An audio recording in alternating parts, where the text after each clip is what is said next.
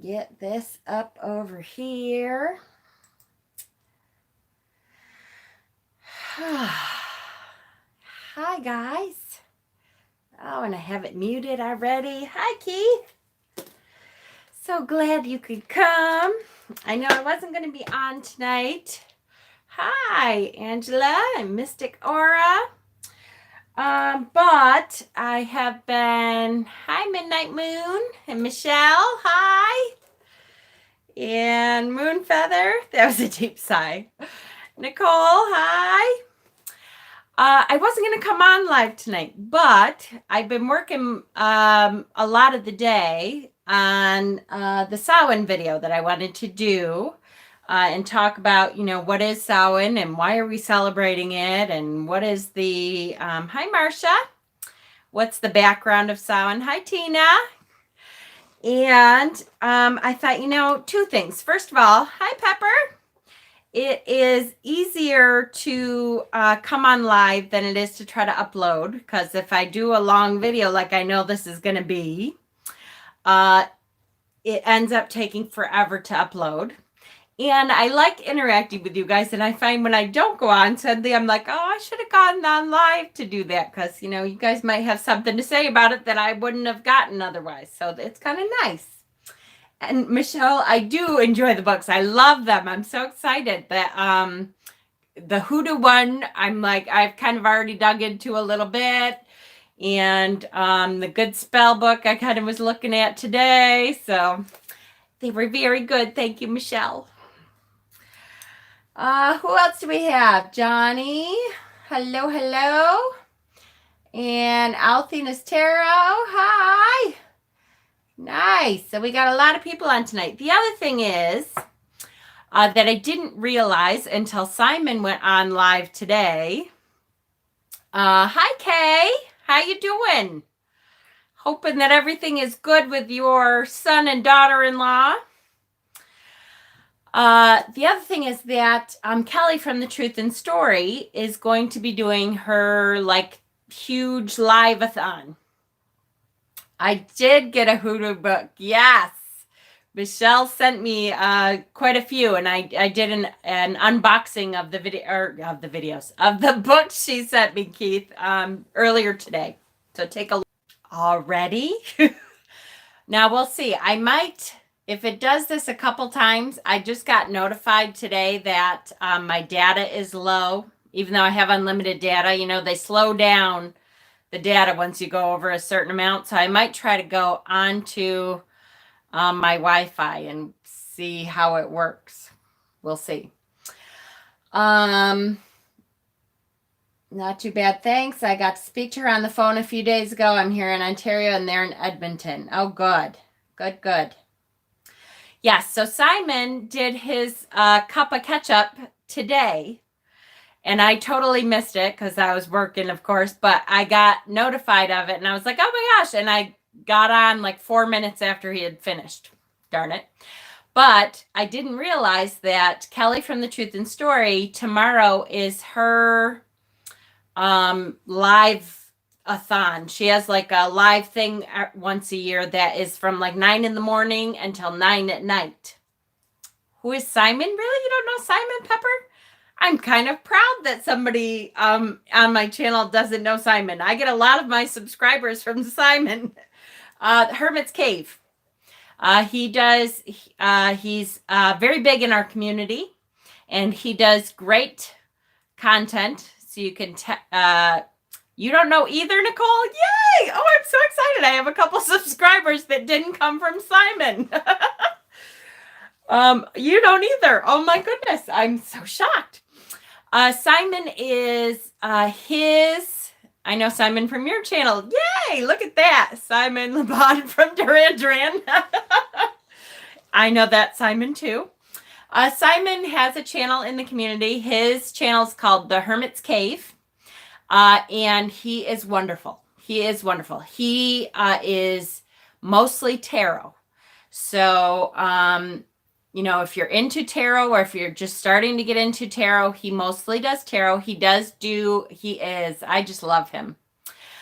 He does do some spiritual stuff besides tarot, but most of his stuff is tarot and oracle, is reading decks. And so he will show his decks. He interviews other people in the community. He is just a great soul. So you will really like him, and do check him out.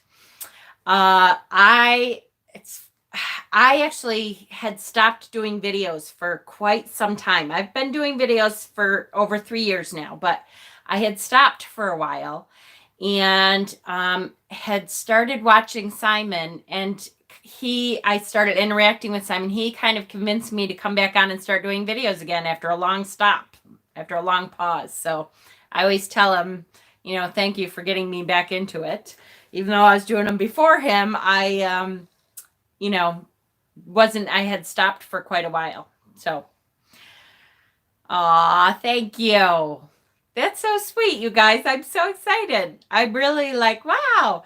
I always kind of thought that I lost a lot of my followers. I have a couple people that I know were watching my videos before I took my little hiatus that still watch now, but a lot of them were.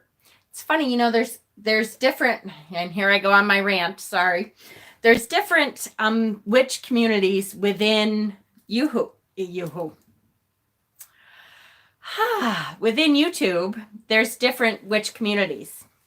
He has not interviewed me yet. And I don't know why. Maybe because I'm more witchy and less tarot. I do tarot stuff. But maybe because I'm less witchy. I don't know. It's one of those things, you don't want to ask him, hey, do you want to interview me? Yeah, I love Simon. And, if he ever he probably, I'll be honest with you, he's a Libra like me. And, yay. Oh, that's so sweet, Kay. Thank you. He probably thinks he already interviewed me. That's my guess. But of course, I don't want to say that to him because, you don't want to go, hey, do you want to interview me? Because I'm not looking for that anyways. I love Simon completely. He is a beautiful soul, and I just absolutely adore him. So here nor there, I just love him. He, like I said, his stuff is mostly tarot, but Simon, if you're watching Interview Jennifer, you guys are so cute. I was happy to find you. I found a lot of teens wearing black lipstick, and I was about to give up. Oh, I hear you, Tina. I know it. Oh, that's what I was saying too. They there's so many different communities within the YouTube community. That is the whole thing. I will say I started watching people who are completely don't know Simon at all and are in a whole different section of YouTube as far as I'm concerned. I started watching people like Lady Grave Dancer. If you don't know her, she's a great witch too. She's had her channel forever. She is a hereditary witch. She, grew up with it, and I believe it's her grandmother was a witch. And then she has a whole group of witch friends that, yep, there are clicks that, one of Simon's interview questions, yay, that, do videos and they talk amongst themselves. And I've been watching her for a long time, but I haven't really commented on a lot of that stuff. All of you are a huge part of what has gotten me through the past while. Okay. That's so sweet. And I'm glad we could be here for you too. I know, I just adore her. The other one that I watch a lot is, totally gonna blank on it. Honey, Amber, Honey Witch. She's not the big fat witch anymore. She used to be Amber Honey Raven. Amber, menopause brain. Amber Honey Raven. Thank you, the big fat witch. She's not the big fat witch anymore, though. She lost a ton of weight. She looks great. I adore her too. She is just great. She's been doing stuff for a lot longer than me too. She was one of the first people that I clung on to and started watching, and she's kind of in a whole nother clique. I mean, I think her and Lady Grave Dancer do kind of know each other, but they don't run in the same circles. There's so many different witch circles on YouTube that I think it's just great. I have really gotten to know the people in the tarot part of the community, but there's all kinds of other communities out there. So keep looking if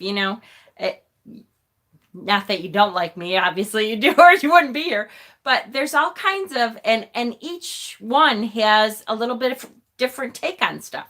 So I learn stuff from Lady Grave Dancer all the time, and I learn stuff from Ember all the time, and I kind of like the whole community as a whole, except for, you're right, except there are kind of some teenagers with black lipstick, and that's fine. That's good for them if it works for them.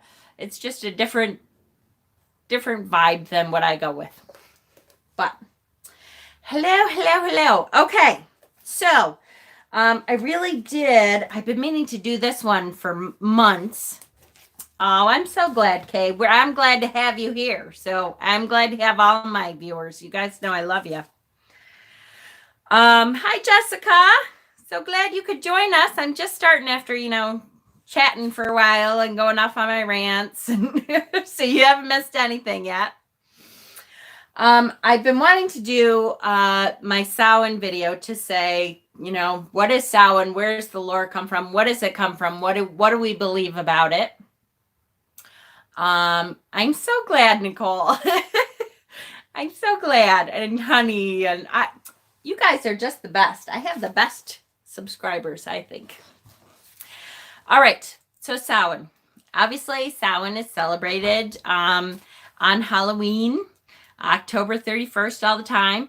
I actually usually start the night before. So I start mine at dusk on the 30th. And I actually celebrate different parts of it until the following day, until November 1st. Because November 1st is the Day of the Dead. So that's a whole different kind of vibe than Samhain is.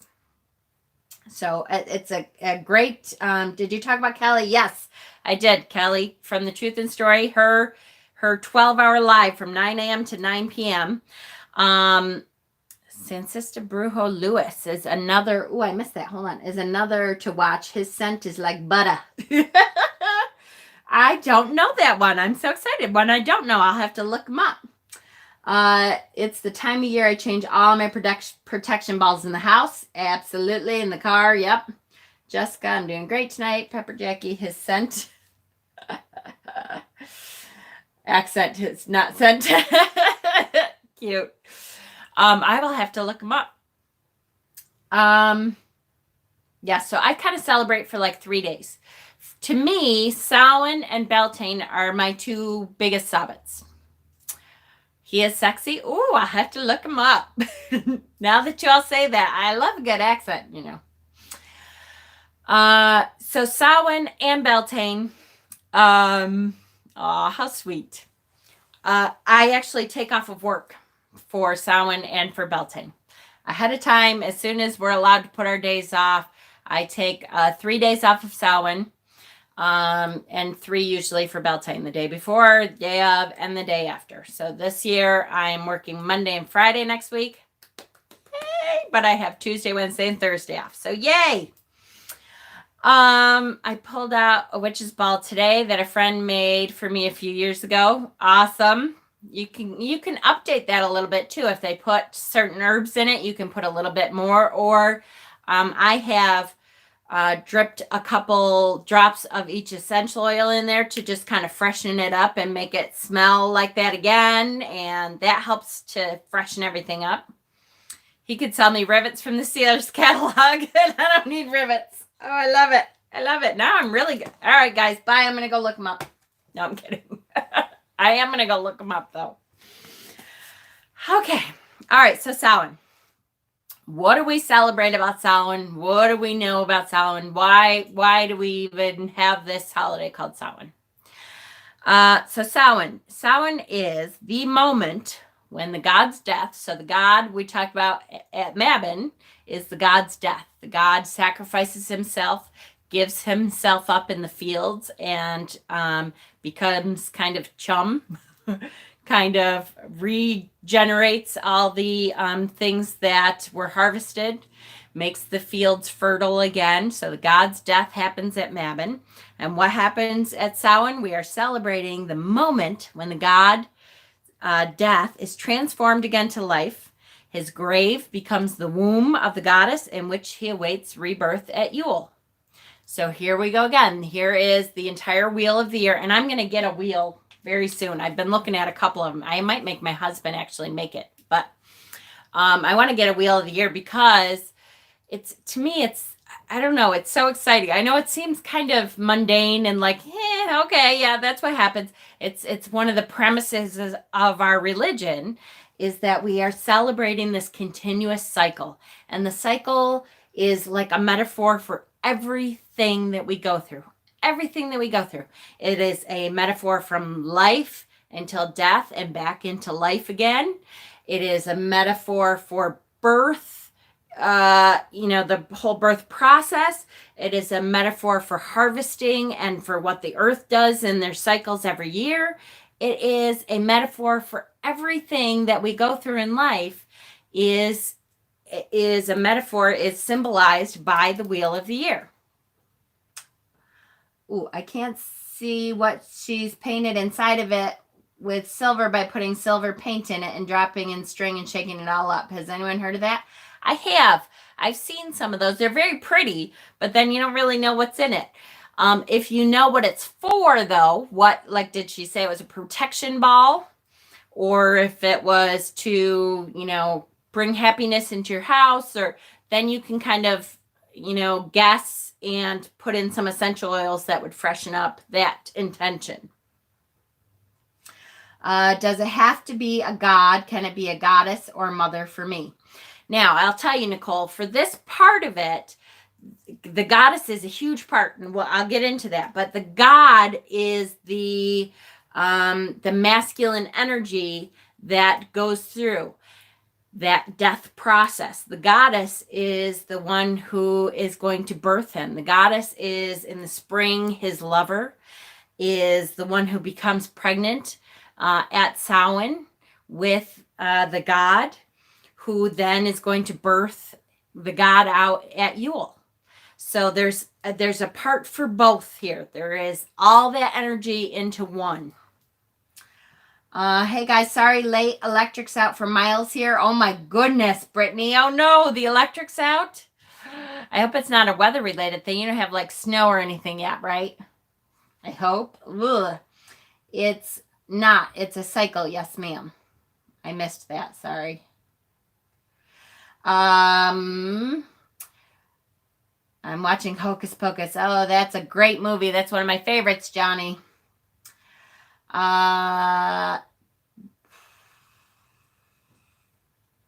It's for protection. Okay. So you can take some essential oils that are good with protection. Rosemary. Of course, my mind is going to go blank. Rosemary. Lavender is good for protection. I'm trying to think of my herb shelves. Sage is good for protection. If you have either the herb or the essential oil, and just put a couple drops in cinnamon. Cinnamon is good for protection. There's a whole bunch.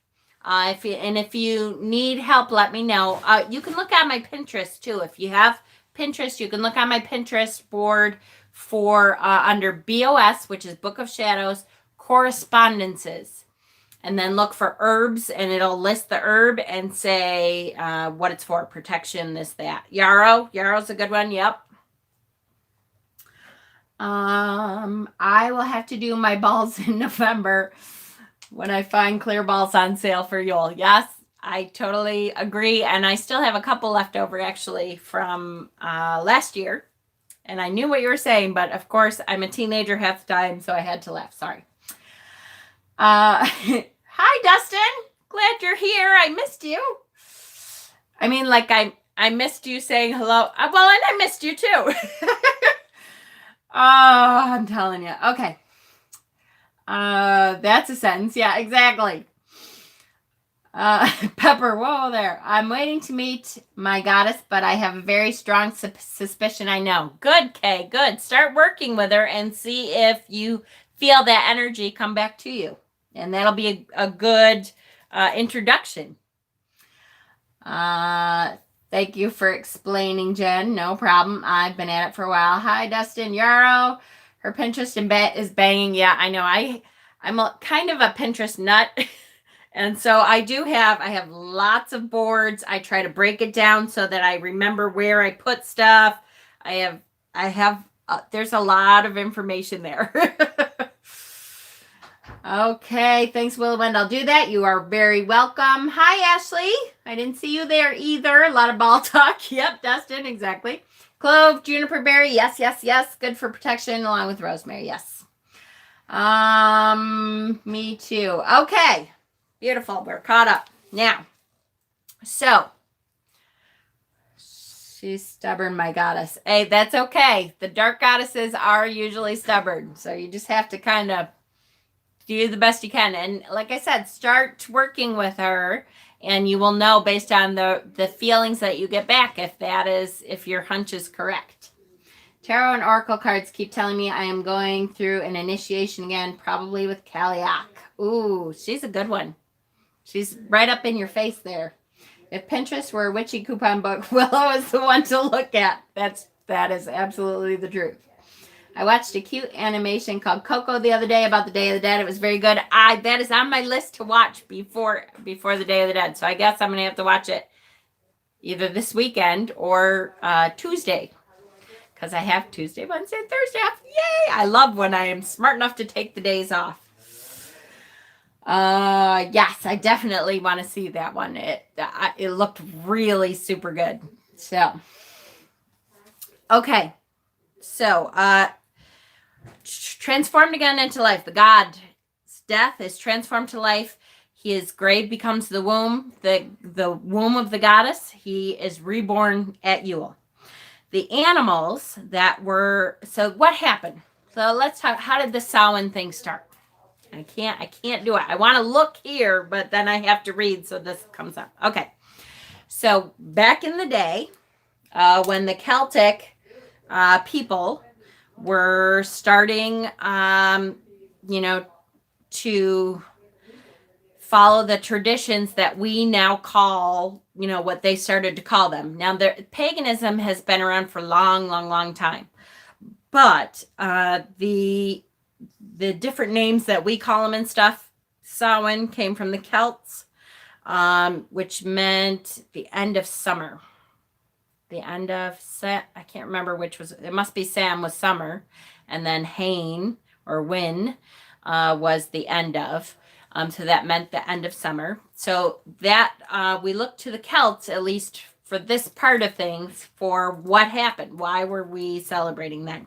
So the animals that were not fat enough by Samhain, by the end of summer, to survive the winter, were slaughtered to keep families alive through the cold months.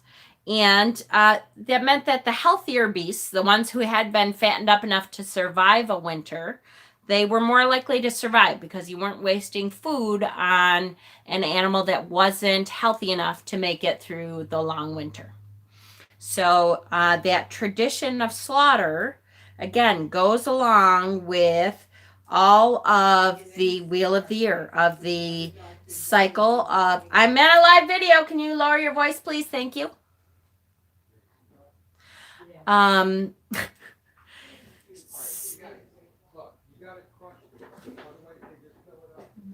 Now my husband's yelling back at her.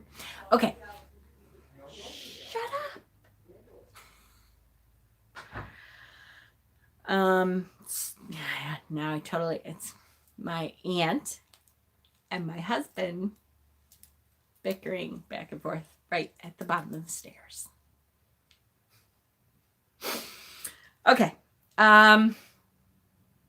Okay, the slaughter. So the slaughter represents that whole cycle of birth into growing up, learning your intellect, and then getting older and looking inward, and then to death.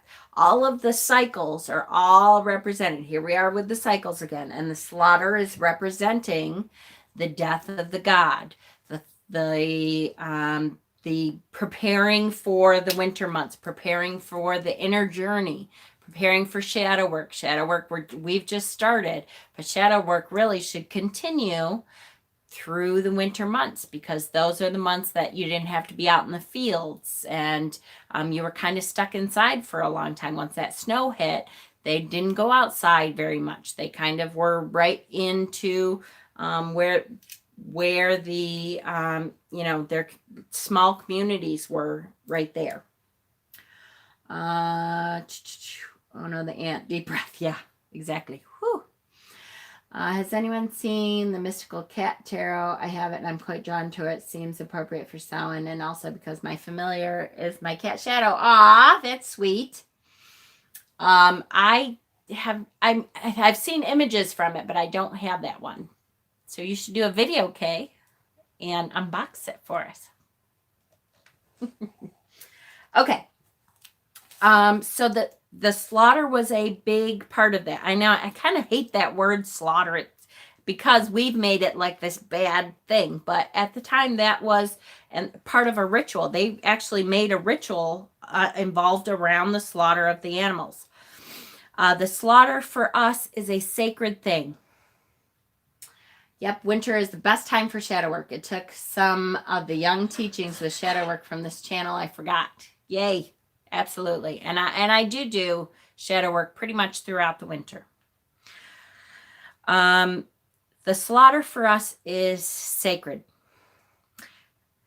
It is it's called the act of the bloat, which translates to blessing, is the sacrifice of one or more animals. It's performed less for its own sake than as a hallowing, a ritual of the slaughter, which at the time was a practical necessity, but they used that as, symbolically, the death of the god, and knowing that winter was coming. And when they were doing it too, don't forget, they felt that when they slaughtered the animals that they would spread some of the blood onto their fields to ensure that in spring that they would be they would be farrow again. They would be able to sustain crops at that point. That's the full moon in October is known as the blood moon. Yep, because that's when the slaughterhouse happened. That's right. Exactly. I think Brittany. Brittany. What did Brittany say? I missed it. Brittany. What would be a real old good dessert to make for a Samhain ritual? We'll get there. Baked apples, seasonal fruits. Yep, that's true. We'll get there. All right. Baked pumpkin seeds in a fresh seasonal salad. I love it, Kay. Perfect. Now, preachers keep teaching that Samhain is a Celtic god of the dead. I wish they would get it right. I know it. And they just try to bastardize everything that we do so it looks evil. It's ridiculous. They will try forever though, because they want it to be something horrible. We eat a lot of squash. That's why it's called the blood moon. Absolutely, for sure. So what does that mean for us? The slaughter is sacred. Does that mean you're ahead of me, honey? Very good. Does that mean that we all should go out and get a live animal and bless it, prepare it, and slaughter it? No. You kind of, if you're a farmer, if you're used to that, all right, I could see that. That would be something good for you. But no, we don't have to do that. As an alternative, what can you do? You can make animals out of bread. So you make them into shapes of animals. You bless them. You charge them with animal life energy. So you're going to make the bread into shapes of donkeys, shapes of sheep, shapes of stuff that normally would be slaughtered for the harvest, cows, that kind of thing. And you're going to wave your hands over them and use energetic work, energetic energy to bring the animal energy through you and into the bread. So you're going to say, okay, I made this sheep out of this bread. I'm bringing that animal spirit energy. Ooh, I hate when I do that and I'm not ready for it. I'm going to bring that animal spirit energy and I want it to go into this bread because I want to bless this. I want to sacrifice, slaughter this bread in remembrance of what my ancestors did and what the pagan, forefathers did. And we want to symbolize the death of the god and returning to the womb, all that. Oh, you're fine, Kay. You're fine. No problem. I talk too. Can you tell? My videos are all like an hour and a half lately. You're all right. I totally understand.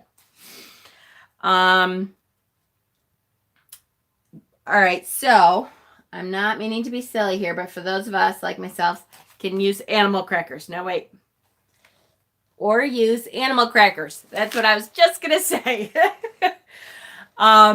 Those of us who, are not great cooks or now see me, I can say to my husband, hey, we got to make some bread and I want to make it look like a cow this year or a sheep or whatever. I can do that, or a pig. I can do that because he's awesome. But those of us, if it was just me, I would be going, let's buy some animal crackers because then you can take the little animals and imbue animal spirit energy. I'm going to imbue the animal life energy from these animals and imbue them with life.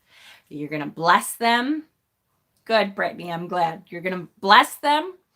And then you're going to symbolically slaughter them and eat them. The eating part is important because that is the part that is going to transform that energy into fuel. And when we're transforming that energy into fuel, what is that doing? That is symbolizing the cycles. The cycle of winter, of death, and rest, and regeneration, and then into life. And that energy that is created from us eating, slaughtering, and eating the animals is regenerating into new life. Love it. So it is all about these cycles. Every single holiday we do is about the cycles. But for me, this one is a big one. This one is one that's really easy to see these cycles and how we can symbolize it and how can we celebrate that. This one is like, yeah, that's perfect. We can do that. We honor the death of the slaughtered animals whose life force nurtures our own survival through the winter to honor the God's death in the service of our lives. So then I have a note here. Read page 20. What is our God? All right. So this book, again, guys, I can't recommend these books enough. I have gotten so much since I only have had these now. This is only the second Sabbath that I've had them. I got the first one for Mabon, and this one continued into the Samhain, and this is the dark half of the year. So I can't recommend these books enough. It's great. You can do tortilla dough. Yep. And do the same. Make pancakes. Absolutely. Great idea. Pancakes are an easy thing to make. It's not reversed. Really? You can see it? Hold on. Now I got to. Yay! They must have fixed it. I did write them and say how horrible that was and how I was really annoyed. So yay, you can see it. I'm so excited. Now tomorrow they'll change it back. I cannot recommend these books enough. They really are great. She really gets into the lore and where it came from and why we do what we do. It's great. So I have a note here. Read page 20. So page 20, and somewhere I made a little. Somewhere on here I made. Oh, here it is. Okay. Down at the bottom. That's why I didn't see it. Okay. Our God, whether leading the wild hunt and celebration of death, or guiding us between lives through the Summerland, is not grim. And like who was saying that someone was trying to make him the Grim Reaper and stuff. That is not who our God is. Our God is not that. What we symbolize our God as is not grim. Horned one, lover, son, leaper in the corn, deep in the mother, die and reborn. That's a line to a really popular chant, which we start to sing at Lammas and keep singing through Yule, so that it links summer and winter. Hi, Butterfly Magic. Welcome. Glad you could be here. Our God is not a jealous God. He's gentle and guides us through the underworld, through rest and gestation towards rebirth. Our God has an animal aspect and a vegetable aspect, meaning we picture him with horns a lot in the wintertime. In the summertime. And we just talked about at Mabon how he becomes the wheat. He's the grain that goes back into the earth, right? Our God is all that dies and is reborn. He mirrors and appreciates those same aspects in each of us. He is our role model, our mentor, our guide, our brother, and in many, not all traditions, he is a father figure as well. But he is not a judge or executioner. No matter that some insist that Samhain is a devilish lord of the dead, the Sabbath's name and significance to modern Wiccans is consistent with our worldview. This Sabbath marks the end of summer and the beginning of winter, and so we begin to look at the winter Sabbaths with Samhain. So, perfect. What am I reading from? This is the best series of Sabbath books that I have. To me, this is the one that when I pick it up, I'm like, yes! Oh, I love this. I love this. They talk about the lore. They talk about rituals. They talk about where the history came from. This book this is one half of the year, and the other book has the other half of the year. And these are my favorite books about the Sabbaths. Hi, Kala. Nice to have you here. Welcome, welcome. Simultaneously watching Chilling Adventures of Sabrina. Yay! Wow, I was just going to say the same. With hot tea, started today, and I'm right into it. Oh, that's cool. I've been rewatching Charmed since the new Charmed came on, which I really like. I have to say, I like the new Charmed. It's different, which is, I think, why I like it. I didn't want it to be the same thing over and over. Okay. Did I miss someone else? Me too. I thought they canceled the new Charmed. Don't say that. They just aired like the third episode, or the second. Back again. I like the little Sabbath books from Llewellyn. Yes, I do too. I don't have all of them. What do I have? I have Ostara. I can't remember. I have ones that are in the light half of the year more, I think. Ooh, look at the energy's coming. My face is getting red. Okay. So Samhain is the third and final harvest.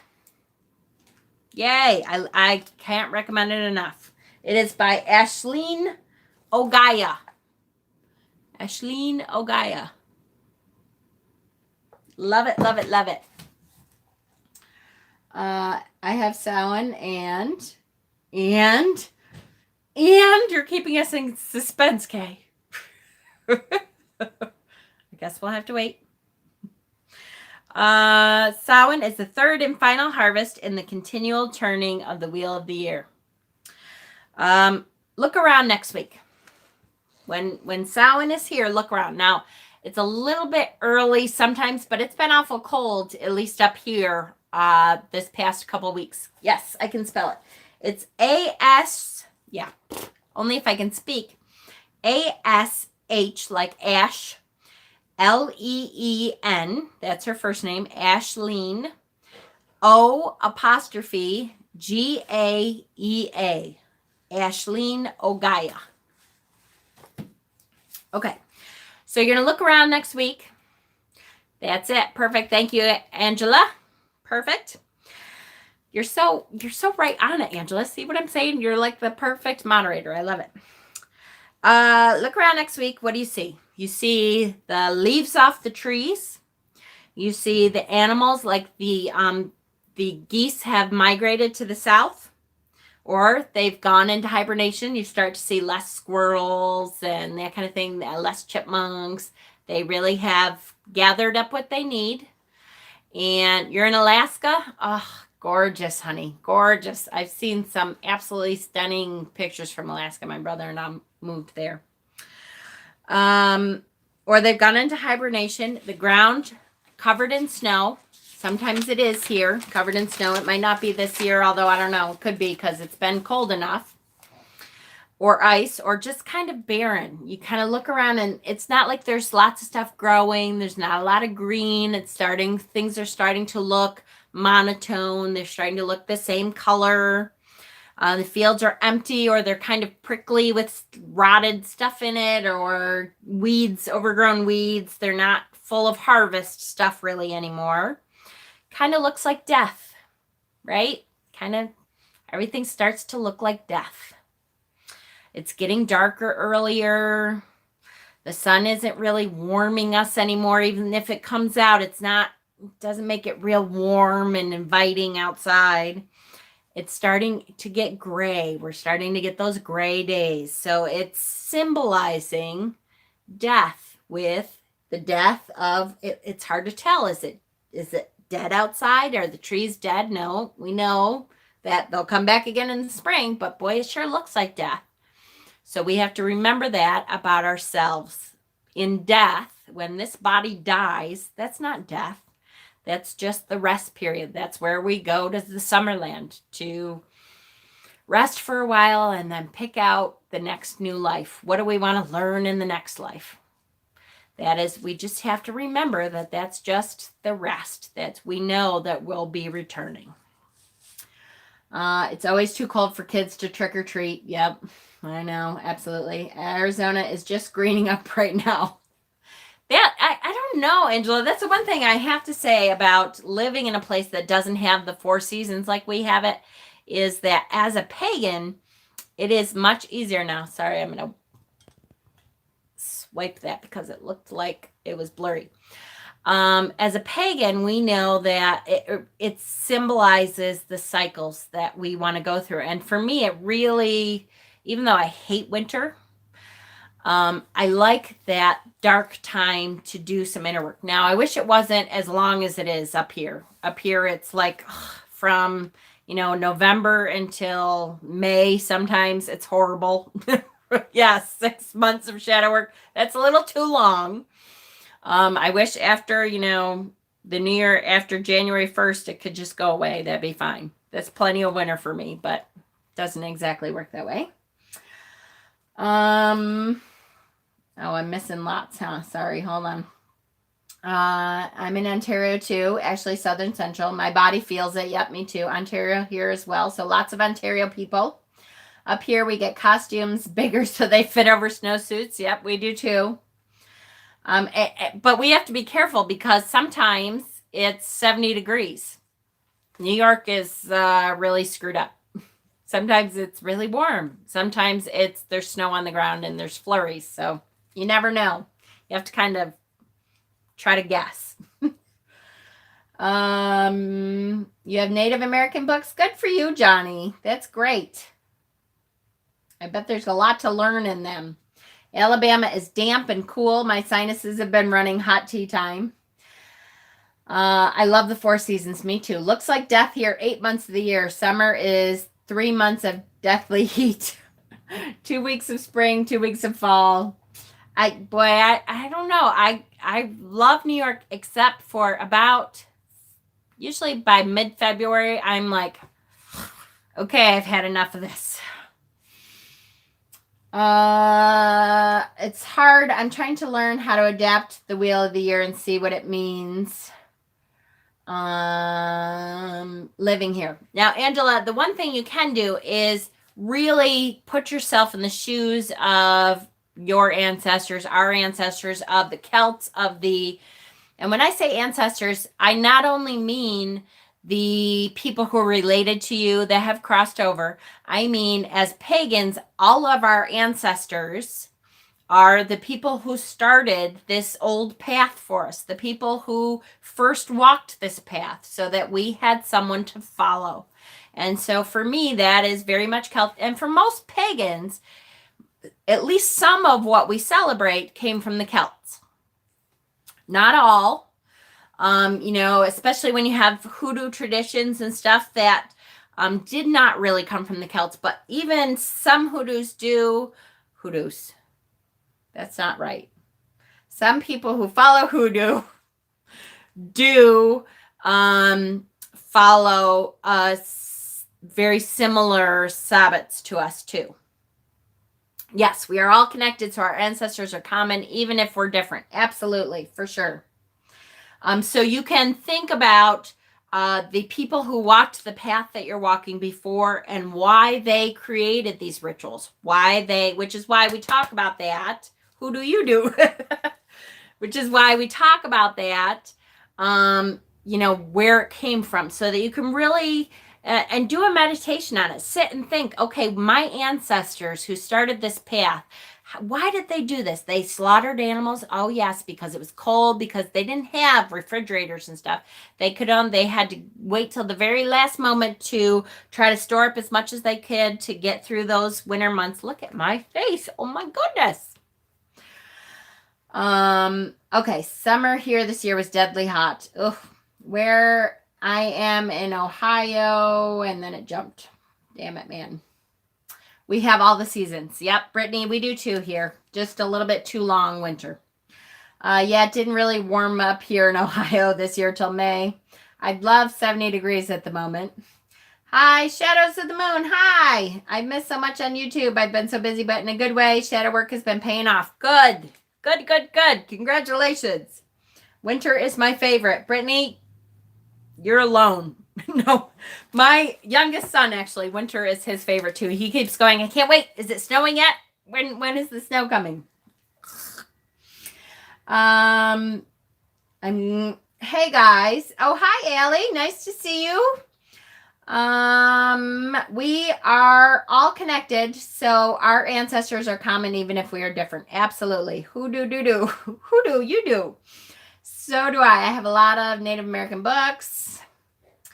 I am the opposite. I love the cold, so it reminds me that I'm alive. The heat makes me so sluggish. That's true. I don't love the lots of heat either, but just kind of temperate. But I don't want it like that all the time. Like I said, I really do like the changing the seasons. I love that I have 4 seasons. Sorry, guys. I know I'm really behind. Hold on. Let me try to catch up. May I ask? Shoot. Then it jumped.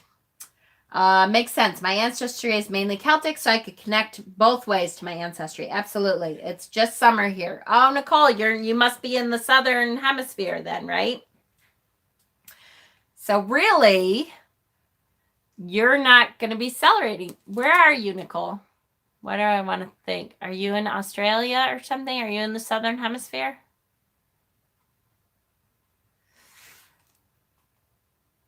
Oh, Philippines. Oh, no. So you're not the southern hemisphere, though, right? You're above the equator.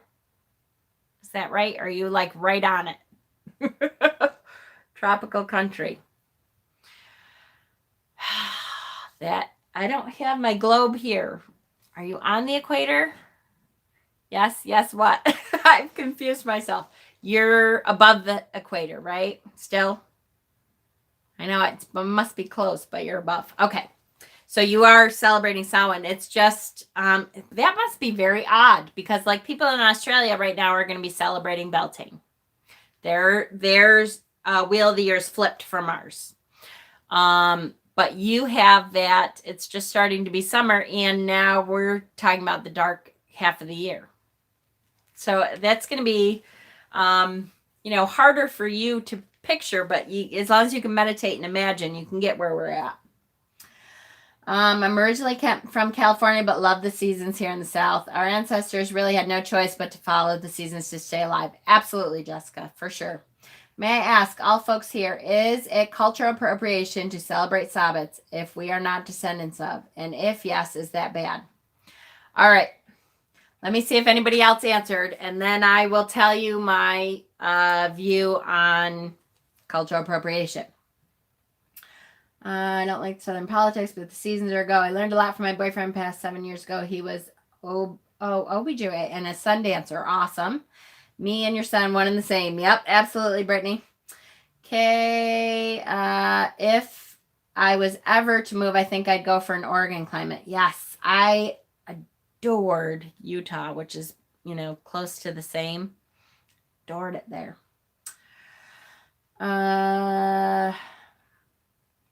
Tropical country above. I have learned a lot of native ways up here in Alaska. Absolutely. I was worried that they were not going to get along with me because of me being a Seneca. No kidding. But you ended up feeling like they accepted you anyways, even though it was a different kind of native, but still, a native person.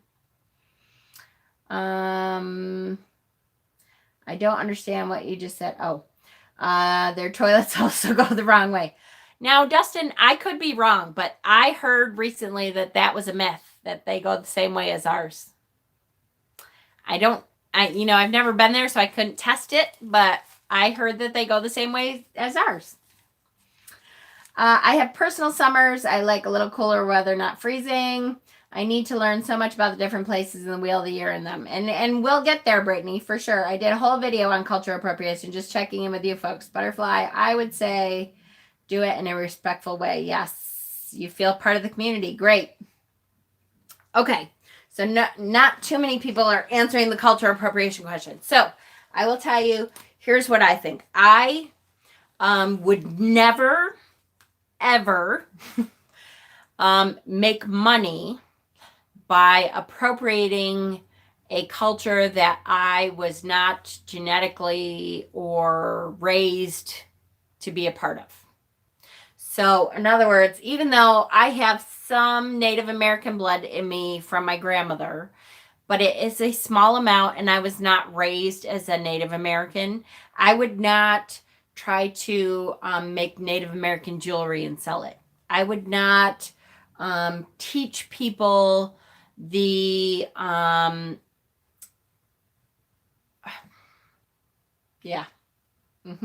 Native American customs, for money or anything. I would not, the medicine wheel. I would not teach people the medicine wheel for money. I do try to incorporate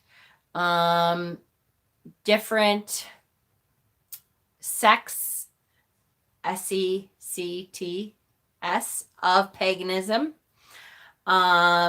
which when I say paganism, I take paganism's definition to mean an earth-based religion, which would then include many of the Alaskan natives, Native American religions, Hindu religions, Buddhist religions, all that kind of stuff. And if I feel that I get something out of their gods or goddesses, their energy calls out to me and I feel a connection with them, I don't have a problem with honoring their customs and traditions and gods and goddesses and that kind of thing. I just don't think I would teach about it, or like I said, or make money off of it, or claim to be an expert in it, because that I would not I would not claim that or ever teach other people about it. I guess that's where I am. And I have heard, who's really good at that and has been teaching me a lot is Oya's girl. She is a follower of Oya. And when I have talked about it before on my channel, she will comment if she thinks I'm, whoo, you're way off, girl. Hold on. There's something going on. She's really good about teaching me about it. So there's been a couple times that I was like, no, I don't think that's cultural appropriation. And then she'd be like, oh, wait, but look, this, and this kind of, and I'm like, oh, okay, I get that. No disrespect, men. And then I back up. But she's really good. Like, she doesn't say to me, hey, you idiot, what's the matter with you? How could you do that? She's really, really good about it. So, and I'm pretty sure she has videos on her channel about stuff like that too. So if you wanted to check her out, she's really good. She keeps me on my toes about it. As far as I feel really good knowing that she's following me to say, hey, maybe not so much, or she's good about that. Wearing green on St. Patrick's Day is cult appropriation.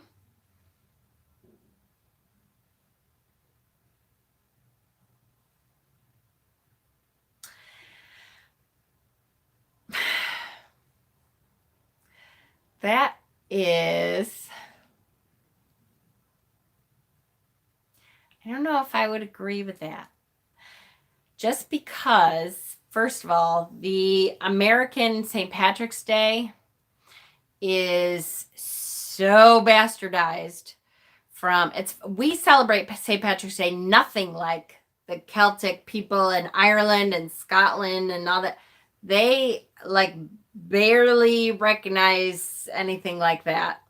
And if they do, it is a very different kind of thing. It is like a religious, usually they are religious ceremonies or that kind of thing. They don't understand like our green beer and stuff. That's kind of like, how we bastardized Christmas and all that. It's so far off from what they think about that I don't know if they would consider anything about that cultural appropriation other than to say, oh, you stupid Americans, you took this and made it this weird, like, yay, everybody drink day. And I just, most of the Irish people and the Celtic people that I know are just like, okay, whatever, you weirdos. They don't have a big issue with our St. Patrick's Day. They just think we take any excuse to celebrate and drink. That's just what I have, like my personal, what I have found. But, I would like to, if you're not Irish, I would like to learn scratching head. I always hated the pinching. Yes, that's exactly the effect of cultural appropriation. It dilutes the original practice. That's the whole thing. They just don't take offense. But even if you talk to them, again, and it's my, I have relatives and stuff that are in Ireland, and they're like, St. Patrick? Okay. They see him as it depends. Now, the relatives that I have are also Catholic. So they see him as a very different thing anyways.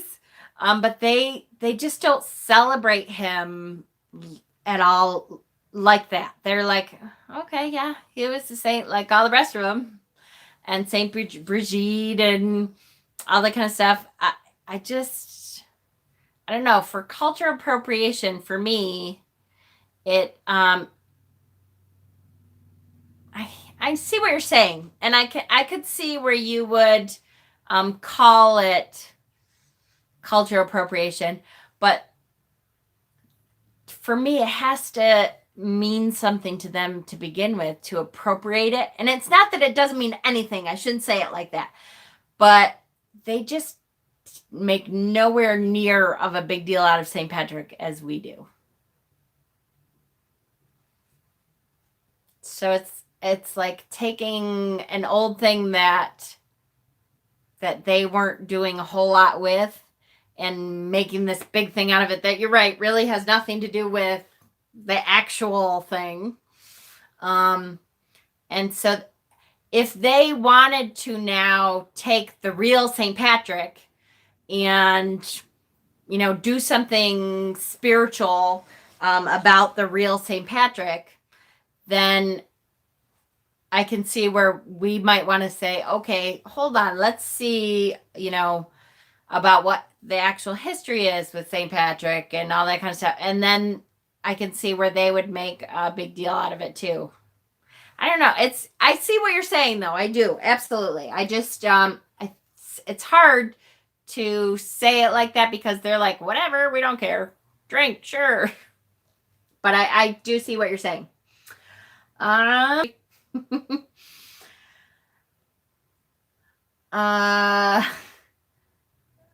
always had the Celtic connection. Awesome. I think it's okay to appropriate, aka sharing. Everybody has shared practices from everyone else's culture since the dawn of time. Absolutely. And you're right. Since we are all connected, we all can claim to have a connection to it.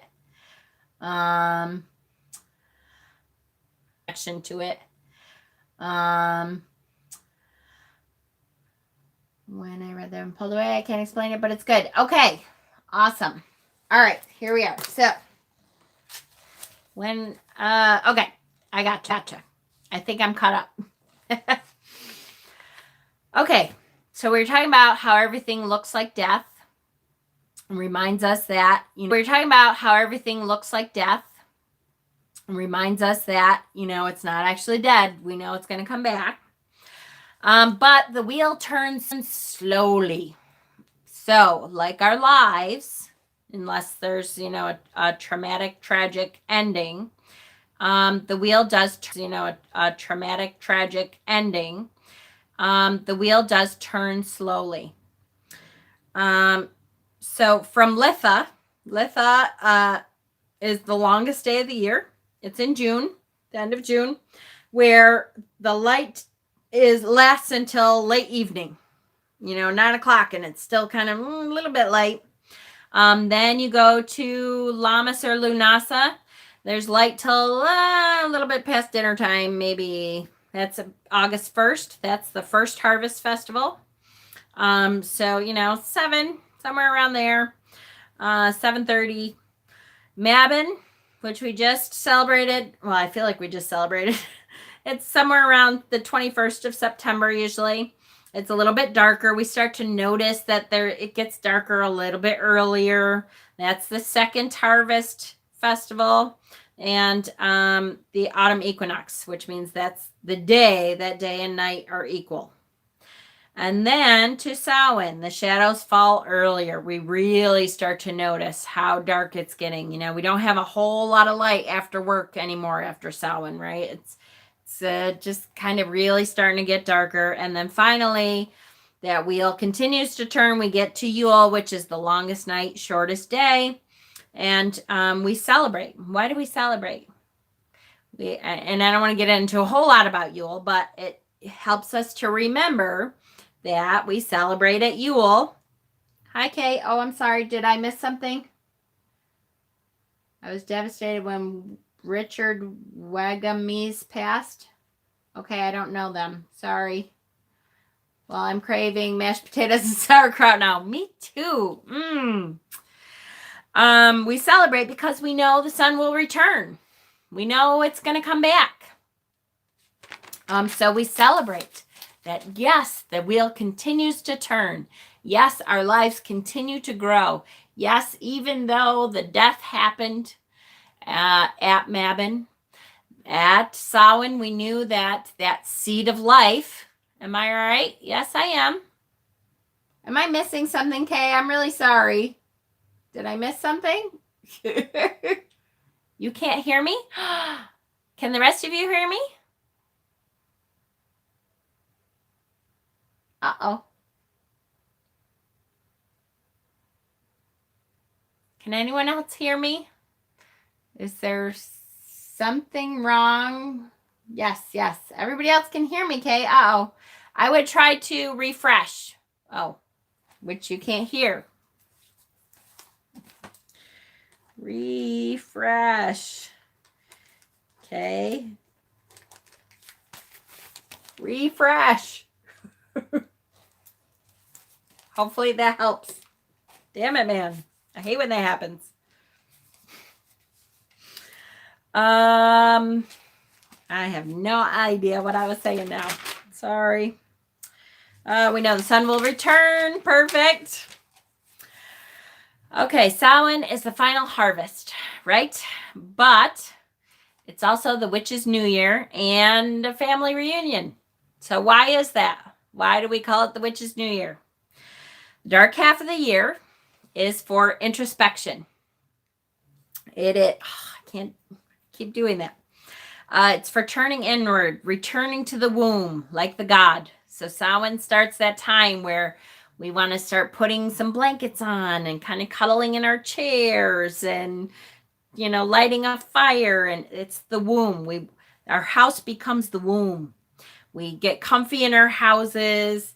We don't go out a whole lot because our houses are comfy and warm. And we start looking at our inward work, our shadow work, at what we want to change about ourselves. We spend more time with family usually in the dark half of the year because we're not out, in the summertime, we're out and about and going to the beach and going to the lake and out doing stuff with our friends and stuff. Family time is a lot more in the wintertime, in the dark half of the year, because we don't really want to. It's cold, at least in the north. I will say that's another advantage.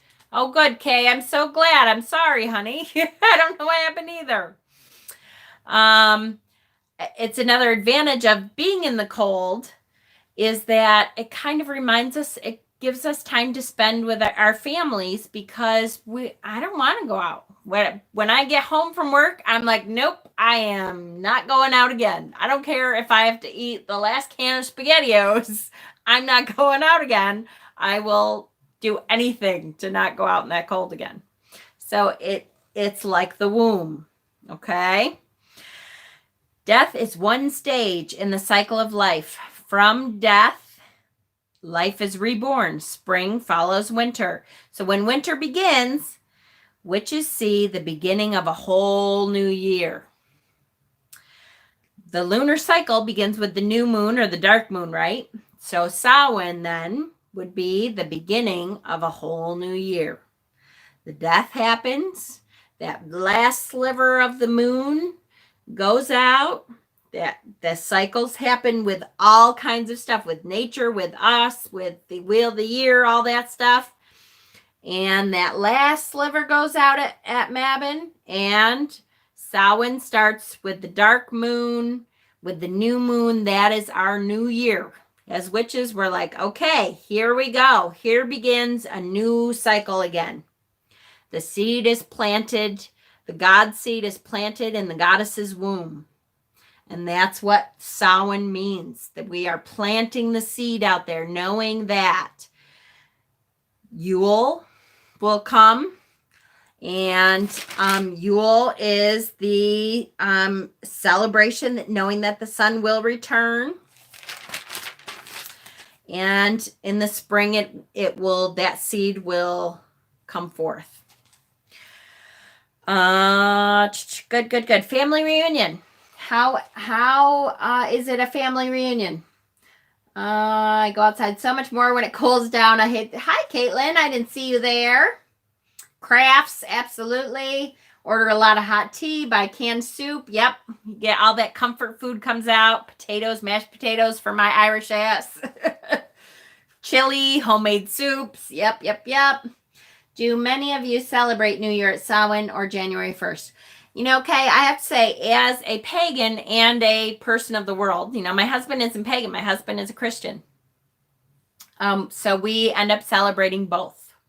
I celebrate the New Year as a witch at Samhain. And then I celebrate the New Year as a person of the rest of the world, January 1st, because that's when our calendar year goes through. Just got here. Yay. Time to buy some yarn. Yep. I'm going to have to go. Sorry, Moonfeather, still recovering from extreme vertigo from yesterday and pooped out. Oh, I'm sorry, honey. We'll have to watch the rest tomorrow. Thank you, Jen. You're amazing. Aw. You're welcome, Moonfeather. I don't think I'm going to be going on for too much longer. It's already 10 minutes after an hour here. So good night, honey. Have a good night. Get some rest. And I'm coming to the end. So we're almost done. So how is it a family reunion? It is. We are able to welcome those who have gone before. This is where the veil is thin. Samhain and Beltane, the two thin times when the veil is thin, and it's right here.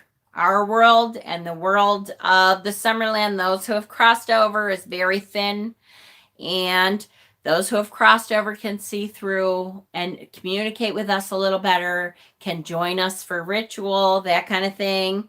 So we are welcoming those who have crossed over. We welcome them to our table to share in the final harvest, and we welcome them to our lives for one time during the year to share our love, our sorrow, our discoveries. We catch up. So you can meditate and talk to your relatives. You can write them a letter. I a lot of times I'll write my grandparents, especially, letters. Hey, Gram, how's it going over there? This is what's been going on with me all year. We acknowledge that our ancestors still influence and enhance our lives. Hi, Carmen. Glad you could join us. You can write them letters and have to dig out my Yule tree. Yep. And then burn them in your Samhain fire. Samhain is a harvest, the last harvest, final harvest of the year. So if you can, you should have some kind of fire going. If you cannot and you can't get outside, you live in an apartment, you live in the city, whatever, at least a candle, and have that be, symbolic of the Samhain bonfire there. And then we go into the dark goddesses, which we talked about a little bit already. Yes, Yule for myself and Christmas for my family. Absolutely. For sure. We celebrate both. And the kids love it. They're like, Yule, yay, we get a Yule present, right? Yes, you get a Yule present. And then you also get some, Christmas too. They love that. We're both. Okay, so dark goddesses. We talked about dark goddesses when we started our shadow work a little bit. Hecate is a goddess that we really look to during Samhain. She's a Greek goddess. Her maiden aspect is the moon goddess. Her mother aspect is goddess of magic, and her crone aspect, which most of the dark goddesses that we will celebrate or, mention or have their stories mentioned or something during Samhain are crones. We're celebrating that crone aspect. Her crone aspect was the underworld goddess. And then I put Hecate, read page 30. Now I don't remember. And the Morgan, yep. And Caradwin, and there's quite a few. I'm not going to read all of their stories, so I hope this wasn't the Hecate story. I think there was just something. Yeah, this is just a little blurb I wanted to say about her. Hecate is the dark mother in both the positive and apparently the negative sense. She can send demons to torment men's dreams. She can drive them mad if they are not well integrated enough to cope with her. But to those who dare to welcome her, she brings creative inspiration. According to the Farrars, which she's talking about Janet and Stuart Farrar, the Witch's Bible. They wrote a Witch's Bible, which is one of the essential pagan books as far as I'm concerned, guys. I have a copy. If you are one of those people that want to collect essential pagan books, that is one of them. The Farrars are incredible authors and historians and have really delved into the research to find what they put about stuff. According to the Farrars, one of her symbols is the torch, and this is why I mentioned Hecate here. The torch, Hecate's torch, is that which illuminates the unconscious and reveals its treasures.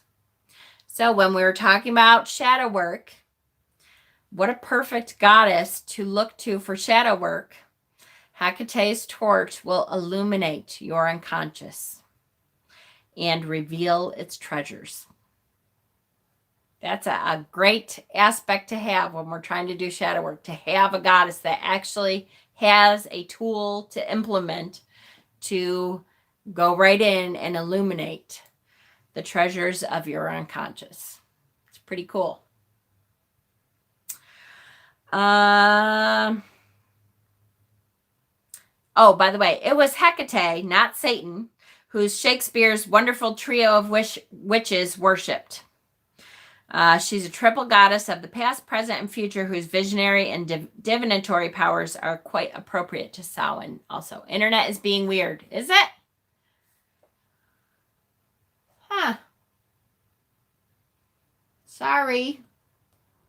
I know. Once I go past an hour, my internet starts going, what are you doing? You've been on for way too long.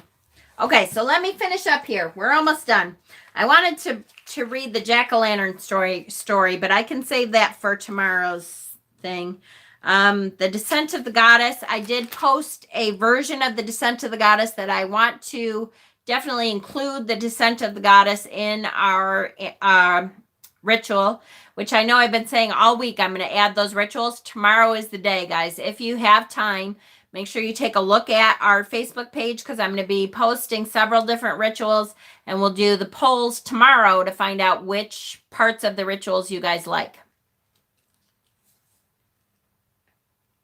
What? My birthday is June 9th, and Johnny Depp is June 9th too. Woo! Johnny Depp. He's a hottie. So other dark goddesses that we could recognize at Samhain are Morgan. Somebody said Morgan or Morgana. Caradwyn, Rhiannon. Lots. Okay. That is where I am. Yes, on to the rituals. Yay. We buy a wild bird feed and sew it for our feather friends to last to spring. Absolutely. That's a great thing to do for sure. Looking forward to the rituals. Me too. I've been meaning to do it all week, and it was a weird week. There was, with the baby coming over, I lost time that I meant to study and all that this week. My brother went home last night. He left at like 4 o'clock in the morning, poor guy, but he has texted me and said he made it home, so that's good. Eliza, her birth name is Sammy, so I have known her as Sammy for a long time, but she has changed her name to Eliza and wants to be known as Eliza. So I apologize, Sammy, if you're watching. She always forgives me because, menopause brain. I'll get there eventually. Is leaving on Saturday. I was going to try to have her on one more time, but, things got kind of busy the last end of the week here. Fear and Loathing in Las Vegas. Enjoyed Johnny Depp in that movie. Yes. When is the Dumb Supper done? Whenever you want. I usually, if I'm going to do a Dumb Supper, I usually do it the day before. No, let me think. Yes, I usually do it the day before Samhain. So Samhain Eve. I do it that night after dusk. I do the Dumb Supper then. And if you want, I will post a video tomorrow explaining the Dumb Supper, what it is and how you do it. It's a very quick thing. There's all kinds of different ways to do it, but I'll find a couple different, and post them in the wall tomorrow, or I'll post it here. Depends on what I find. I'm just going to put out blessed bird seed for that time. My family is a lot of farmers, so taking care of animals is appropriate. Perfect. And so keep an eye out on the page tomorrow. I will be posting several different rituals and having a bunch of polls for you to decide which part of the rituals you want included in our ritual. I will probably be uploading 2, 3, 4 videos tomorrow because I'm trying to get all the Samhain stuff in there. And if you have time tomorrow and you're not doing, stuff out and about out of the house and you want to take a look, Kelly from the Truth and Story is doing her 12-hour lives. They're always fun. They always have great topics. They always talk about some great things. They really are a joy to be in, and I will be trying to catch up on some of that too tomorrow, because Simon will not be having his cuppa tomorrow. He did it today as, out of respect for Kelly so that he didn't pull away from her stuff. And I will not be doing a live tomorrow probably, although I said that tonight. But I hate to pull away from someone else's. So I probably will not. Don't quote me on it, though. Because I think some of you are not subscribers. So here's what if I go live, it's only so I don't have to upload another video because it takes so long to upload. So if I go live and you're watching Kelly's, don't stop watching her to come to mine. That would make me feel bad. Okay. I always fix my ancestors' favorite foods for the dumb supper. Absolutely. Absolutely. And my husband likes it because we get to have all different kinds of stuff. His parents were very Italian, so we have stuff like, spaghetti or lasagna. And then mine are Irish and Danish. Boy, my internet is starting to go, hey, stop it. Mine are Irish and Danish. So, we do mashed potatoes and ham usually because my grandmother adored mashed potatoes and ham. And I know I'm starving too now talking about it.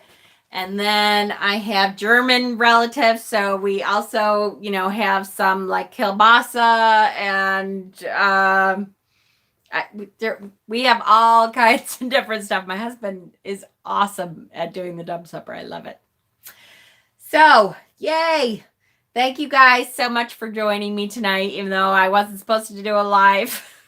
I appreciate all your input about Samhain. This was great.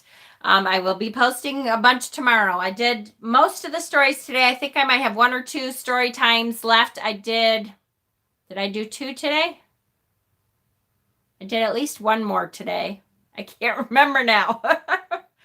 Oh, you're sick? None of this food sounds good. I'm sorry you're sick. No electric still. Oh, Brittany, I'm so sorry. I did a really cute story time. So if you guys want a cute witch book for tonight, or if you want to save it for Samhain, it's one of my favorites, is the Meredith story that I did today. So, all right. Yay. Everyone have a good night. Good start of your weekend. And I will see you, I'm sure, at some point tomorrow. Blessings, guys.